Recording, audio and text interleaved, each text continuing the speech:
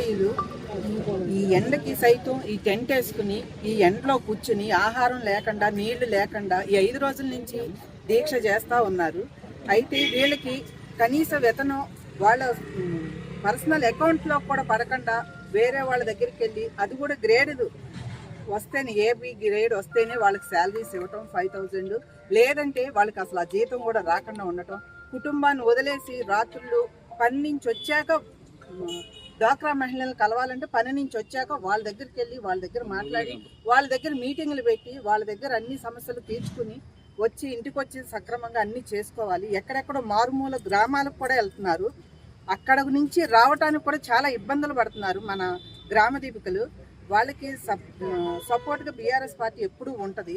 కాకపోతే వాళ్ళకి సౌకర్యంగా ఉండటానికి ట్యాబులు, వాళ్ళకి నెట్ సదుపాయం, వాళ్ళ జీతాలు పెంచి 20,000 కానీ 26,000 కానీ పెంచి వాళ్ళ సొంత అకౌంట్లో పడేటట్టు చూస్తే అందరికీ బాగుంటుందని 58వ జీవో పాస్ చేసినప్పుడు అది వాళ్ళకి డ్రెస్ కోడింగ్ కానీ ఐడి కార్డు కానీ వాళ్ళకి ఇస్తే బాగుండేదని. ఇంకొకటి వాళ్ళకి 10 లక్షల బీమా, ఇప్పుడు డ్వాక్రా మహిళ ఉందంటే 5 లక్షల బీమా ఇస్తున్నారు.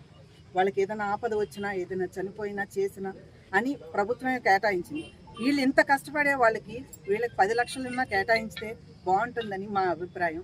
మా ప్రభుత్వం వచ్చాక తప్పకుండా ఈ విషయం మీద అయితే కృషి చేయడానికైతే మేము అందరం ముందుంటాం.